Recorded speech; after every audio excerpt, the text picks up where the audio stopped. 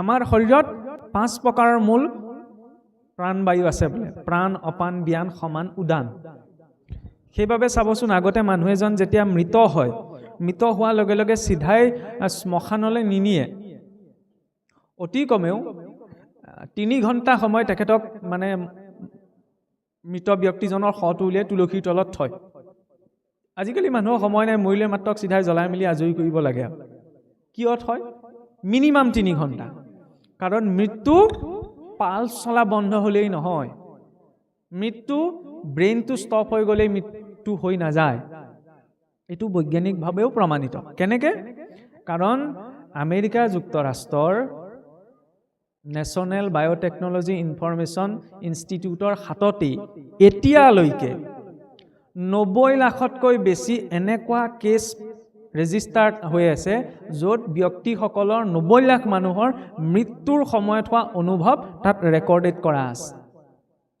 আৰু 1992 কি 93 চনত এৰিজনাৰ নামৰ এখন ঠাইৰ এগৰাকী বিশ্ববিখ্যাত গায়িকাৰ ব্ৰেইন চাৰ্জাৰী কৰা হৈছিল, পাম ৰেইনল্ডছ বুলি। আৰু কথাটো কিয় টানি অনা হৈছে? আশ্চৰ্যকৰ কথা হ'ল এইটো যে এনাস্থেচিয়া দি তেওঁ ব্ৰেইনটো মাৰি লোৱাৰ পাছত, অপাৰেশ্যন কৰাৰ পাছতো কোনজন ডক্তৰে কি কৈছিল, কোনজন ডক্তৰে কেনেধৰণে কোনটো বস্তু আনিছিল, তেওঁলোকৰ মাজত কি কথোপকথন হৈছিল, তেওঁৰ গোটেই চাৰ্জাৰীটো কেনেকৈ হৈছিল, তেওঁ অৰ্থাৎ সচেতন হোৱাৰ পাছত তাৰ সম্পূৰ্ণ বৰ্ণনা দিব পাৰিছিল। তাৰ পৰা এটা কথা কনক্লুড কৰিব পাৰি বা সিদ্ধান্ত ল'ব পাৰি যে কেৱল ব্ৰেইনে কাম কৰা বন্ধ হৈ গ'লেই, হাৰ্টটোৱে কাম কৰা বন্ধ হৈ গ'লে মৃত্যু নহয়, হয়নে? আমিতো ইয়াৰ পৰা চেক কৰোঁ।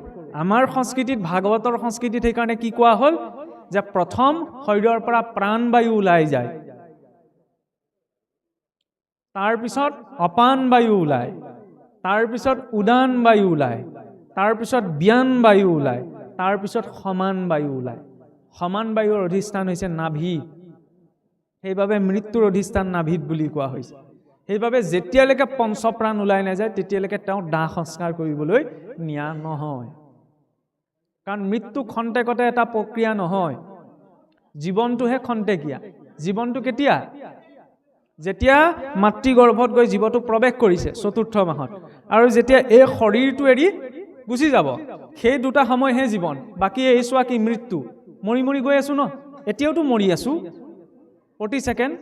শুনিবলৈ বেয়া লাগিব, হজম কৰিবলৈ অকণমান আমাৰ টান হ'ব পাৰে, কিন্তু মৰি এতিয়াও আছো। কিন্তু এই মৃত্যুটোক মুক্তিলৈ ৰূপান্তৰ কৰিব পৰা হৈছে সাৰ্থকতা। তাৰ কাৰণে সাংঘাতিক সাধনা বা উপাসনা কৰিব নালাগে, তাৰ কাৰণে বুজিটো লাগে, বুজি পাব লাগে যে এই সময়কণক মই কেনেকৈ প্ৰয়োগ কৰোঁ। কেনেকৈ প্ৰয়োগ কৰোঁ মানে খাই বৈ জীয়াই থকা এইটো কথাই কোৱা হোৱা নাই, তেনেকৈতো বাকীবিলাকো আছে, কিবা এটাতো বিশেষত্ব আছে ন, বিশেষ গুণ কিবা এটা কোনোবাখিনিত দিয়া গৈছে, সেইটোক বুজি পোৱাটো প্ৰয়োজন ন।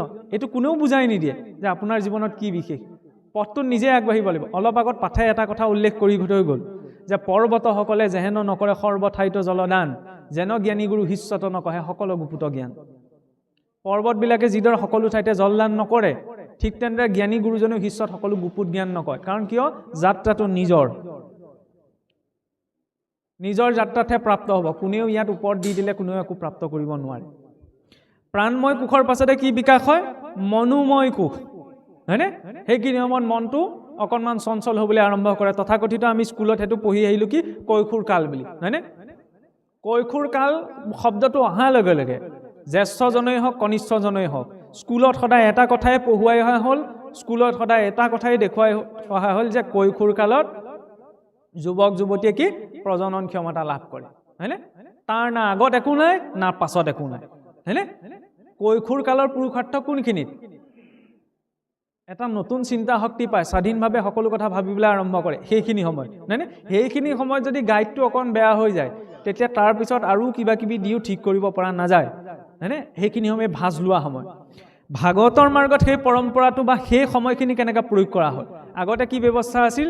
যেতিয়াই মনোময় কোষটো বিকাশ হয়, হয়নে, মনটো বিকাশ হ'বলৈ আৰম্ভ কৰে, সেই কৈশোৰ অৱস্থা প্ৰাপ্ত কৰে, গুৰু ঘৰত গৈ থৈ আহেগৈ। আগতে গুৰুকুলৰ পৰম্পৰা আছিল, আজিকালিতো নাই ন।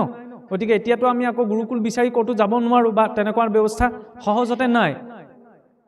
সেইখিনি সময়ত সেই শিশুটিক, সেই বালকটিক, সেই ছাত্ৰগৰাকীক, সেই ছাত্ৰীগৰাকীক জীৱনটোৰ প্ৰতিটো অৱস্থাতে কেনেধৰণে চলিব তাৰ সম্পূৰ্ণ জ্ঞান গুৰুকুলত দিয়া হৈছিল, হয়নে?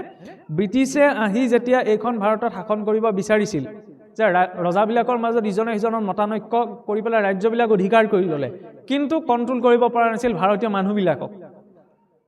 আৰু তাৰ ওপৰত ছাৰ্ভে কৰিবলৈ যেতিয়া ব্ৰিটিছ এডুকেশ্যন মিনিষ্টাৰ লৰ্ড মেকলেক পঠিওৱা হৈছিল, তেতিয়া লৰ্ড মেকলে ভিক্টৰিয়ালে ৰিপৰ্ট লিখোঁতে তাত এটা কথা লিখিছিল যে ভাৰতীয় মানুহখিনিক আমি ব্ৰিটিছ চৰকাৰ অধীন কৰিবলৈ হ'লে এওঁলোকৰ শিক্ষা ব্যৱস্থাটো আমি আঁতৰাব লাগিব। এওঁলোকৰ মন মগজুত এইটো ভৰাব লাগিব যে এওঁলোকে যিখিনি শিক্ষা ব্যৱস্থা পৰম্পৰা পালন কৰি আছে সেইখিনি আউটডেটেড। নতুন সংস্কৃতি, আধুনিক সংস্কৃতি আমাৰ হাততে আছে, গতিকে আমাৰখিনি লওক। আৰু সেইটোৱেই কৰিলে, গুৰুকুলৰ পৰম্পৰা নষ্ট কৰি দিলে। ভাৰতীয় সভ্যতা সংস্কৃতিৰ যিটো পৰম্পৰা ধাৰাত চলিছিল সেইখিনি নাইকিয়া হৈ গ'ল। সেইকাৰণে আমি টেক্সট বুকত আগতে ভাল আছিল, হয়নে?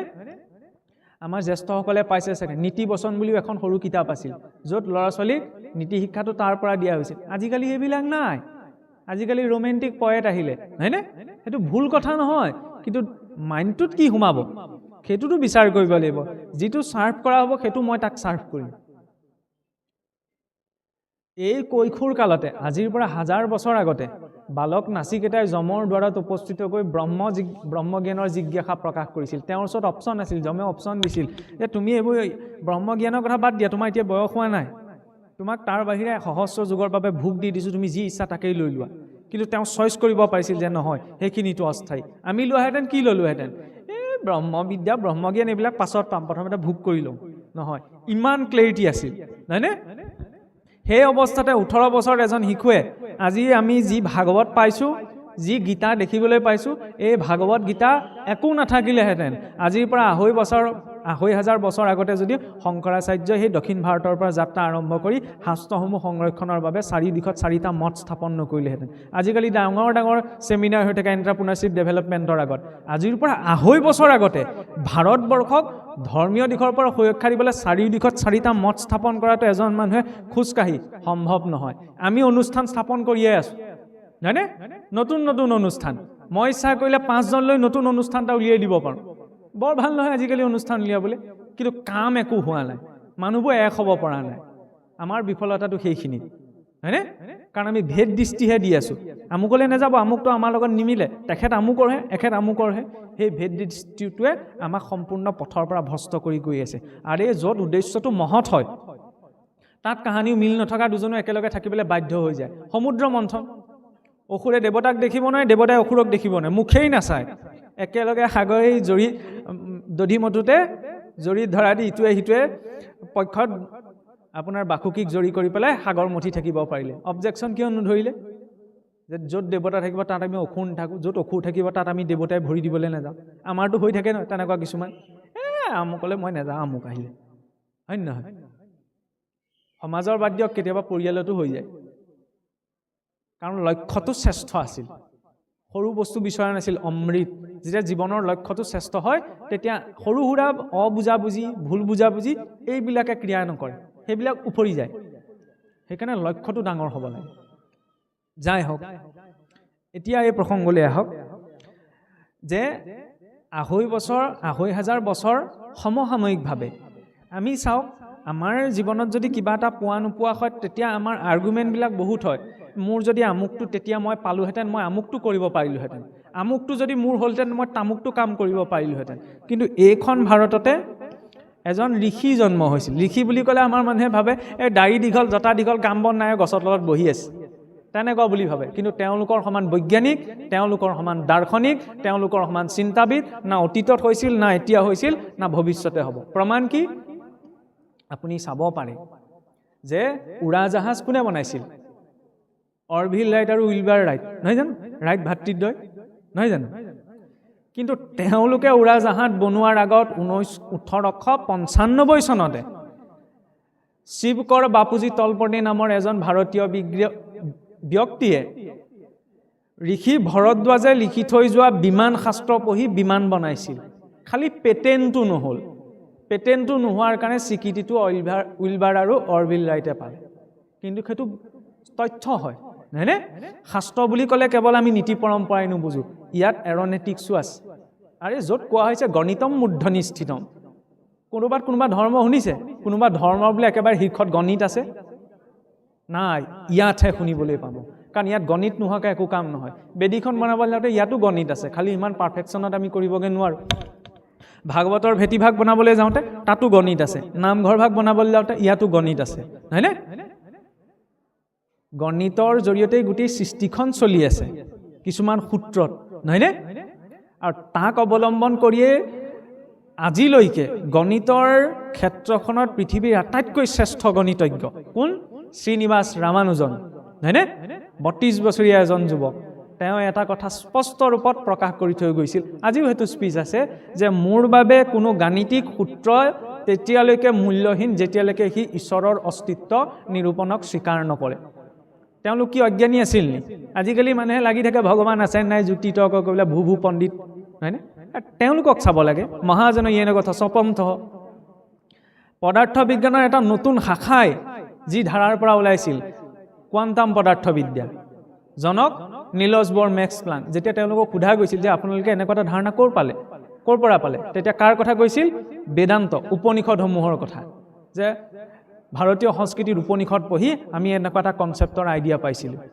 বাদ দিয়ক 1945 চনত যেতিয়া পোনপ্ৰথম পৰমাণু বোমা পৰীক্ষণ কৰা হৈছিল আমেৰিকাৰ কথা কৈ থাকোঁ ন 7 সাগৰ 13 নদী পাৰত আছে বুলি হয়নে খ্ৰীষ্টান মানুহ জুলিয়াছ ৰবাৰ্ট অপেনহাইমাৰ সেইসকলৰ কথা কোৱা নাই যিকেইজনে দুটামান টকাৰ কাৰণে কিবা এটা লাভৰ কাৰণে নিজৰ সমাজ সংস্কৃতি ত্যাগ কৰিছে আৰে কিমান ত্যাগ কৰি থৈ গৈছে যিটো স্বীকাৰ আজিৰ পৰা শ বছৰ আগতে কৰি থৈ গৈছে তেওঁৰ মুখৰ পৰা ওলাব লাগিছিল বাইবেলৰ কথা হয়নে খ্ৰীষ্টান মানুহ 7 সাগৰ 13 নদী পাৰত প্ৰথম যেতিয়া পৰমাণু বোমাৰ পৰীক্ষণ কৰিছে বিস্ফোৰণটো আছে মুখৰ পৰা ওলাইছে কি গীতাৰ বিশ্বৰূপ দৰ্শনৰ শ্লোক আৰে আমাৰ ল'ৰা ছোৱালী ঘোষা ফাকি গাবলৈ কওক গৈছো আমাৰ দয়াময় কৃষ্ণ নহয় অকৃষ্ণই হৈ থাকে হয়নে বুদ্ধকল্পী নামে দশ নহয় দৰ্শয়ে হৈ থাকে সেইফালে 19ৰ দশকতে কি হ'ল চাওক হয়নে আৰু ওচৰলৈ আহক আজি পদাৰ্থ বিজ্ঞানৰ ক্ষেত্ৰত আটাইতকৈ পদাৰ্থ বিজ্ঞানৰ যিটো উচ্চস্তৰীয় গৱেষণাগাৰ চাৰ্ন ছুইজাৰলেণ্ডত আছে গোটেই সোপা খ্ৰীষ্টান বিজ্ঞানী সৰহসংখ্যক 80% খ্ৰীষ্টান মূলৰ বিজ্ঞানী হয়নে অন্য দেশৰ বা অন্য মূলৰ বহুত কম সংখ্যকে আছে 40% তাৰ সন্মুখত 12 ফুট 8 ফুট কি 9 ফুট মই সংখ্যাটো পাহৰি গৈছো এটা নটৰাজৰ মূৰ্তি স্থাপন কৰা আছে মই ইয়াৰ কথা কৈ ভাগৱতৰ কথা কৈ মহাদেৱলৈ টানি লৈ যোৱা নাই কিছুসকলৰ মগজত এনেকুৱা ভাইৰাছ সোমাই থাকে বুলিব সেইফালে পুনাইছো বুলি ভাবি লয় ইয়াত নহয় এই ইয়াতহে ক'ব যিটোত প্ৰচাৰ হৈ আছে এইটোত কৈ থাকিব কিয় কোৱা হৈছে ভাৰতীয় সংস্কৃতিৰ শিপাডাল কিমানলৈকে আছে চাওঁ তাত কাৰ্ল সেগান পদাৰ্থ বিজ্ঞানৰ এজন আধুনিক পদাৰ্থ বিজ্ঞানৰ এজন ষ্টিফেন হকিঙৰ পাছতে যাৰ নাম লোৱা যায় সেই নটৰাজৰ মূৰ্তিটো কিয় স্থাপন কৰা আছে যে নটৰাজৰ যিটো তাণ্ডৱ নৃত্য সেই তাণ্ডৱ নৃত্যটো অনুপৰমাণুৰ ভিতৰত হোৱাও এটা ৰিয়েকশ্যনৰ লগত তুলনা কৰি কসমিক ডেন্স অফ শিৱা বুলি তলত কোটেশ্যন এটা লিখা আছে গ্ৰীচ এথেন্সৰ সভ্যতা তাতোতকৈতো আগত হৈছিল বুলি কয় তেওঁলোকৰো কিবা প্ৰতীক ৰাখিব পাৰিলেহেঁতেন নাই ৰখা ন স্বীকাৰ কৰিছে হয়নে নহয় আৰু কাষলৈ আহক এতিয়া নিজৰ দেশখনলৈ নিজৰ আমাৰ অসম ৰাজ্যখনলৈ চাওক আজিৰ পৰা 500 বছৰ আগতে আজিকালিহে জয়গুৰু শংকৰ সবেই গুৰু একেই ভাগৱতো একেই ভাগৱত একেই বুলি অৱশ্যে ক'ব নোৱাৰি ভাগৱত বেলেগ হয়নে সব ভেজাল হৈ গ'ল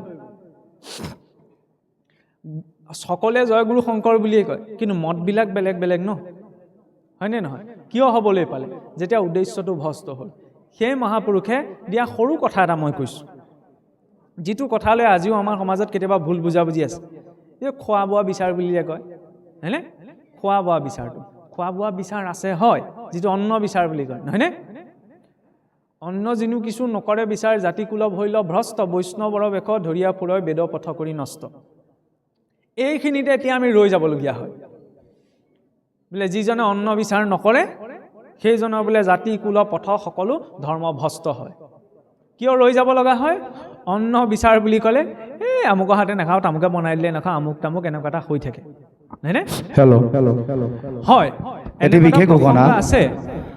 নামঘৰৰ কাষতে এটা মোবাইল হেৰা পোৱা হৈছে।